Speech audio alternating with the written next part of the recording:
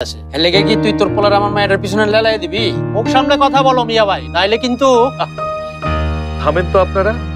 আপনাদের দুজনে ঝামেলা মেটানোর জন্যই প্রিন্সিপাল সাহেবের কাছে এসেছি। আপনারা দুজনেই বলেছেন যে প্রিন্সিপাল সাহেবের উপরে আপনাদের ভরসা আছে। উনি কি বলেন সেটা আগে শুনি। আজগর ভাইয়ের মতো একজন সমাজসেবক এখানে থাকতে আমার কথা বলাটা বেমানান।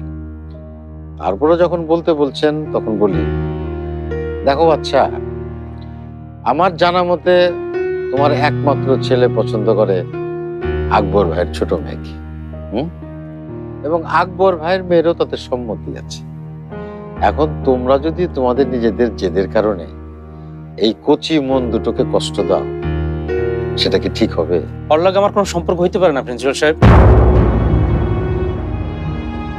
রক্তের সম্পর্ক কি এত সহজে অস্বীকার করা যায় আকবর ভাই?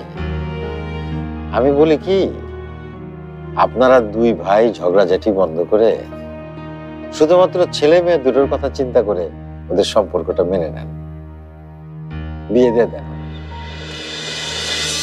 এ একটা ভালো কথা বলেছেন প্রিন্সিপাল সাহেব। ছেলে মেয়ে দুটোর বিয়ে হয়ে যাক, তারপরে দেখবো আপনারা কি করে ঝগড়া করেন। আকবর ভাই, প্রিন্সিপাল স্যারের কথাগুলো আপনাকে মানতে হবে, নইলে কিন্তু আপনাদের দুই ভাইকেই এক ঘুরে করে দেবে। রোজ রোজ আর এই ঝগড়া ফেসাদ ভাল লাগে না। আরে মানবে প্রিন্সিপাল সাহেবের বিচার মানবে না, এটা হয় নাকি?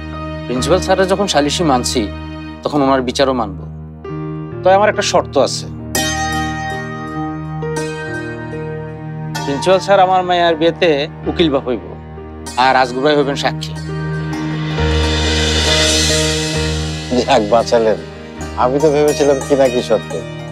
তা কি বাচ্চা মেয়া, তুমি এই প্রস্তাবে রাজি আছো তো?